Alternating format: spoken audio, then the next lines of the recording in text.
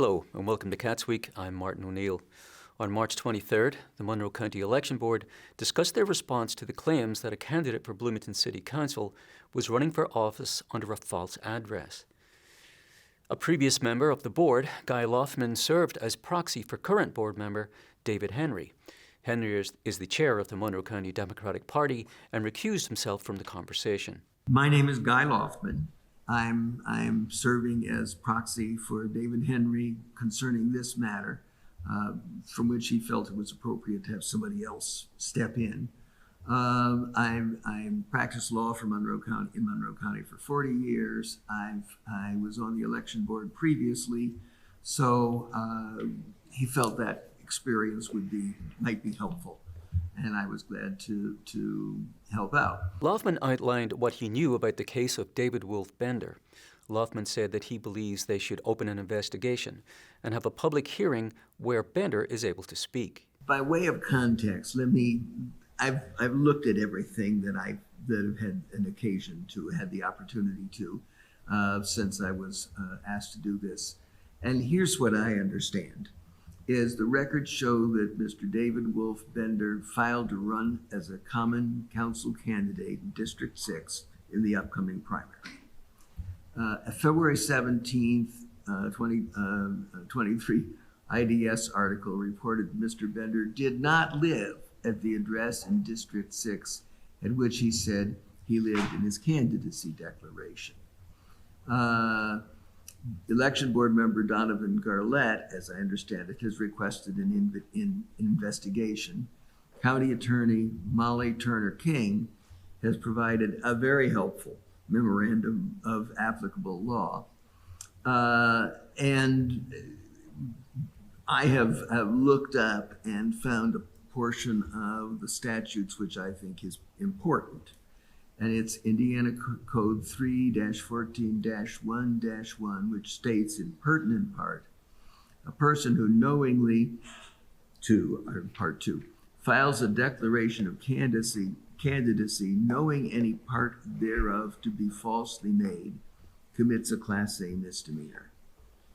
Based on my understanding of the circumstances that I've talked about, it appears to me that Mr. Bender probably violated this code, IC 3-14-1-1, unless I'm convinced that this is inappropriate during this meeting within the election board. I intend to move that we set a date for an investigation and invite Mr. Bender in person and or by counsel to present evidence and argument. Loftman suggested that they refer the case to the prosecutor's office. I think we should refer this to the prosecutor.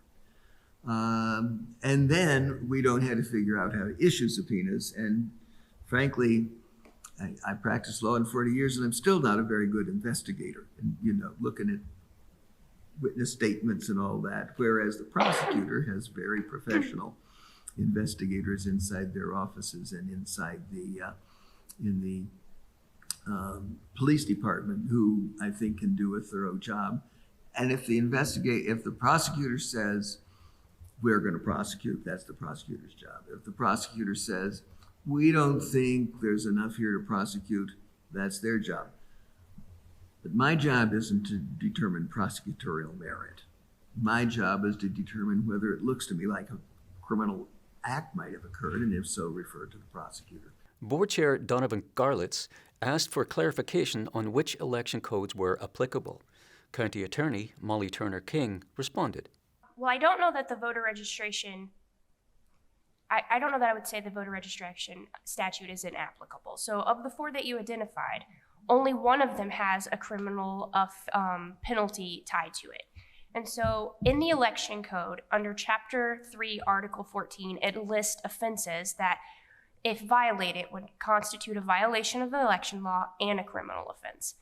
And of the 4 code sections identified by the council or by the election board at the last meeting, the only code within Article 14 is 3-14-1-1, and it's the declaration of candidacy, and that is the code statute that Mr. Lofton referred to.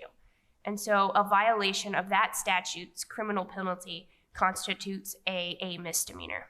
So then of the other three, what are our, as Mr. Laughlin said, it's not our job to prosecute.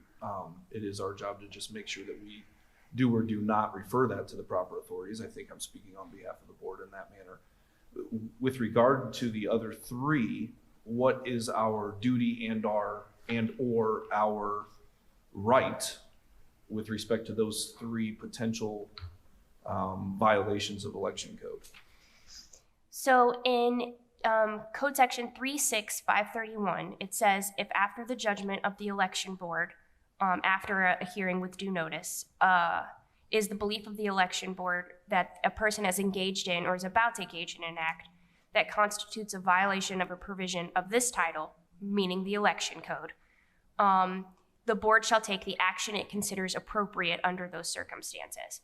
And one of the actions it specifically references is the ability to refer it to either the attorney general or the appropriate prosecutor. Turner King said the board does not have the ability to fine Bender, but said they can publicly threaten to penalize him. For the other three, where there's not a criminal statute, it doesn't define what actions, the code section does not define what actions it would, the election board, appropriate actions by the election board. But it does not, the election code does not give the election board the ability to assess fines. So you would not be able to fine Mr. Bender as a result of a violation if you determine such under the three non-criminal statutes. So I think you could publicly sanction him, but other than that, I don't know what action would be considered appropriate or what action would be available for the election board. County Clerk Nicole Brown said she wanted to ensure that the investigation is taken seriously. She suggested the board take action to demonstrate that someone cannot falsify their residency without facing consequences. Here's what my concern is, as we've been talking today, because again, I walked into this believing to get to the bottom of this, we had the authority to issue subpoenas. Then it almost feels like it would be worthless because Right. it could be quashed. What does a complaint to the election board mean? And if what the discussion is producing is not a hill of beans, it feels like Mr. Bender would not take seriously what I am trying to get across, which is you can't do this. You cannot say you live in a residence, you cannot put an address on candidacy papers and say, I live here and I am qualified to be a candidate because I reside in this district. And If that is the case. and it comes to light that you don't live here. If this had never come to light, how would this play out? And I wasn't looking for this. I would not know Mr. Bender if he walked in this room right now. I was not looking for this. I got a day job. I got other things I can be doing. What does it mean and how seriously do you take running for office? And how seriously do you take the election board when you, in your own handwriting, 3 times put an address on a candidacy intended to run as a candidate and you don't live there? And a legitimate complaint was filed before the election board. There's been a window of time that this person had to say, hey, here's what really happened. I don't know. I have probably wasted more time than I should in my own mind thinking, what plausible reason could that Yes. have happened?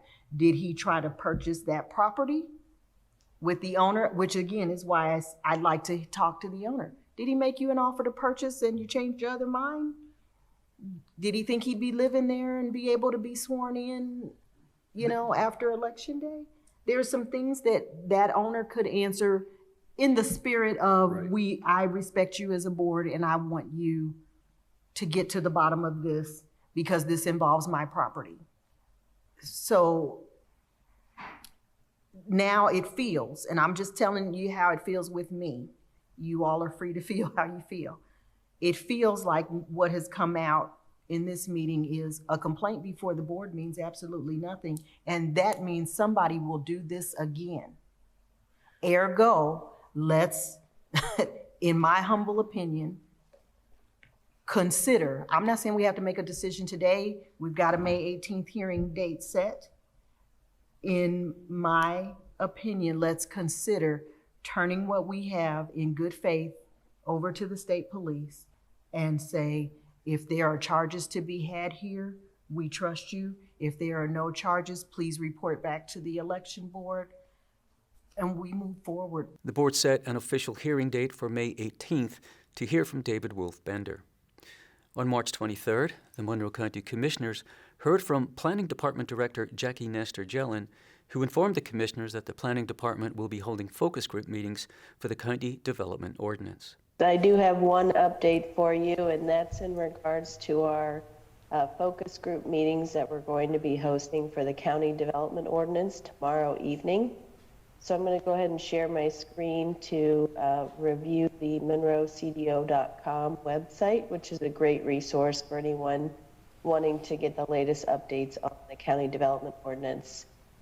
So as I stated, we'll be having 3 different focus groups tomorrow evening at 5:30 p.m. via Zoom only. So there'll be 3 groups that you may join, one of 3, since they'll be held concurrently. The first group will be the Economic Development Group, the Environmental Review Group will be the second group, and then the Construction Review will be the third group.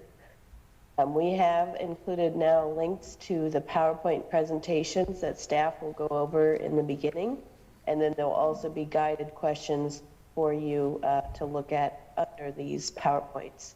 So I clicked on each one of these just as an example. It'll bring you to the Document Center. Go ahead and open that up, and you may look at these to get an idea of which focus group might be best fitting for what you're wanting to get out of the sessions. There's also the Zoom links directly below so that you do not have to RSVP ahead of time.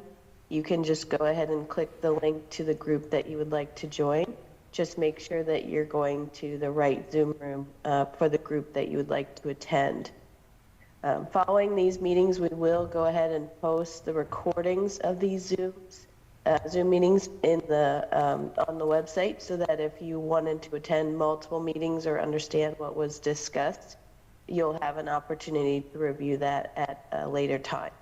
So that's all I have, and if you have any questions, I'd be glad to answer that for you. Later, Highway Director Lisa Ridge asked the Commissioners to approve a change order for the Sample Road project. Ridge explained that they tested the soil and found that they needed to switch from lime to cement for stabilization. This change order was to cover the cost to switch from lime to cement for stabilization. After the tests were performed on site, it was discovered that the native soils were not suitable for the lime stabilization, would require cement to adequately stabilize the subgrade. The item is considered a participating item for reimbursement of 80%, so the local cost is 20% of the overall cost, which would be $25,414.28. Commissioner Julie Thomas asked Ridge for an update on the construction at Sample East and Sample West roads. She said that she has received calls from residents asking when the construction will be finished. Ridge responded. As soon as the plant opens, which we anticipate possibly March 27th, we anticipate them getting in there. We're finishing up some of the curb guttering pipes, driveway approaches. Then they will come in, put in the final layer of asphalt. They will stripe the road, finish the signage, and the work will do the final walkthroughs. We hope to be finished with the project maybe mid-May, and be out of the way out there. So we'll probably be bringing up some final change orders. There'll be some credits, some add-ons to go through and kind of finalize this. So we'll be out of there in the next couple months. The Commissioners approved the change order unanimously. At the Monroe County Public Library Board of Trustees meetings on March 22nd, Library Director Greer Carson gave his monthly report. So overall collection use for February was consistent with previous year's use at this time. On balance, we're still kind of climbing our way out of the pandemic in terms of seeing an eventual return to pre-2020 collection use. February's featured e-library resource was the newly acquired Black Life in America, which garnered a 463% page view increase from January to February. Communications and marketing focused much of their February marketing efforts on Black History Month and Library Lovers Month. Our top Facebook posts were What's Your Favorite Book by a Black Author, which saw a reach of 6,518 with 140 comments, and What's the Last Book You Couldn't Make Yourself Finish, which saw a reach of 3,418 with 58 comments. And our Twitter impressions were up significantly due to a very popular tweet about our video game station's monthly title, Florence, which was actually retweeted by the game's publisher. We are excited to begin implementation of a new volunteer management system, Better Impact, which has impressed our volunteer coordination teams and comes highly recommended by peer organizations. And just to share a very minor but positive note on our monthly patron comments, there were no complaints received for the month of February. I'm not sure if we've had that before. Of course, our complaints are always constructive, but it's nice to see that we didn't have any. Carson also updated the board on the construction of the Southwest branch. He shared that the construction is on schedule for the grand opening on Friday, June 9th. So we are currently installing all the ceiling tiles, restroom tiles, and interior glass throughout the space. The exterior glass has been installed, which means that the northeast and south-facing views are visible and as grand as we had hoped. Opening day collection work is completed, so all of our books and materials are scheduled for delivery in early May. The stonework for the outdoor amphitheater will begin this week and next. Our substantial completion and move-in schedule has been coordinated and confirmed and begins April 28th with our first punch list, followed by shelving installation, furniture delivery, and technology installation. May will also find us hosting about a dozen VIP tours of the space, beginning with our staff and our trustees, our Friends of the Library board members, partners from area schools and government entities, and even some alumni staff.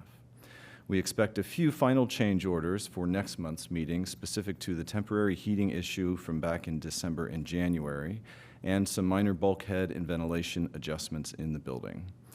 And we are in the process of hiring for our Southwest branch manager, and will begin hiring for Southwest librarian and library assistant positions within the next 2 weeks.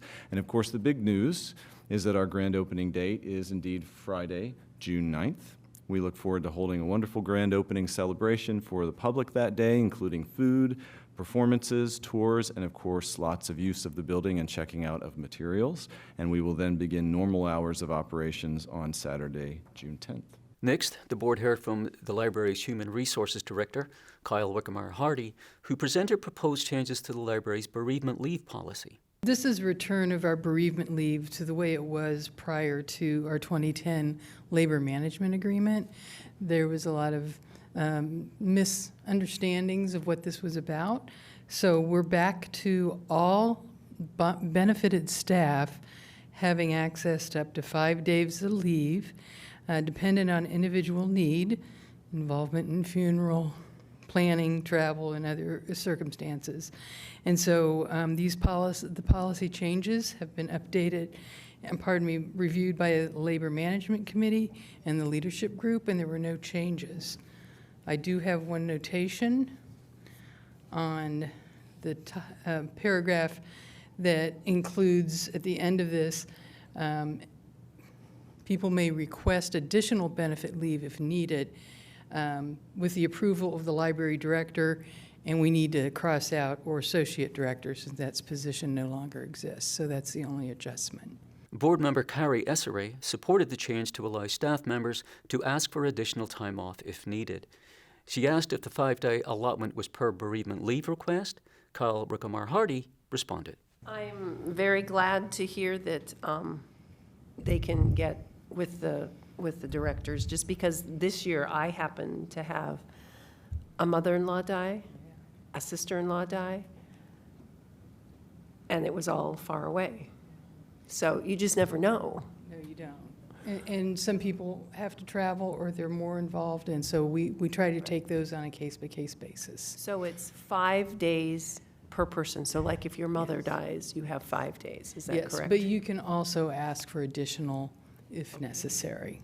Okay, but normally you have a it's total 5. of 10, depending on if Yeah. Uncle Harry Yeah. dies and Right, so on and so forth. Okay. exactly. But I'm glad to hear that that caveat is there. The board voted to amend the bereavement leave policy unanimously. At the Monroe County Community Justice Response Committee meeting on March 20th, County Commissioner Penny Giffens shared the Commissioner's findings from their recent jail facilities tour in Arizona. So we'll start then with what we saw in Arizona. The first place that we had visited out there was Maricopa County, and I would like to clarify for the record that Sheriff